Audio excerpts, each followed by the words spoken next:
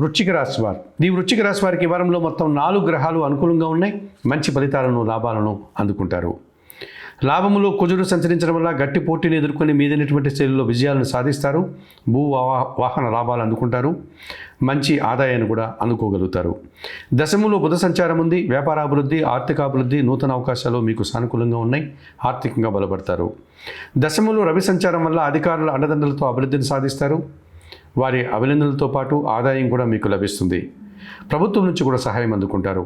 భాగ్యంలో శుక్ర సంచారం వల్ల జన సంబంధాలు పెరుగుతాయి.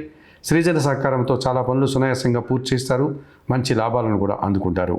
అష్టమంలో గురువు సంచరిస్తున్నాడు. మీ మాటల వల్ల కొన్ని అభిప్రాయ భేదాలు, మనస్పర్ధలకు అవకాశం ఉంది. ఆత్మీయులతో అభిప్రాయ భేదాలకు కూడా అవకాశం ఉంది. ఈ రాశి వారికి వారంలో గురు, శుక్ర, శనివారాలు అనుకూలంగా ఉన్నాయి. దానాలు ఇచ్చేటువంటి క్రమంలో వృశ్చిక రాశి వారు శనగలు కానీ, పసుపు ఉన్న పండ్లు కానీ గురువారం రోజు గురువులకు దానం చేయండి. స్తోత్ర పారాయణ విషయంలో గురుచరిత్ర పారాయణం చేయండి.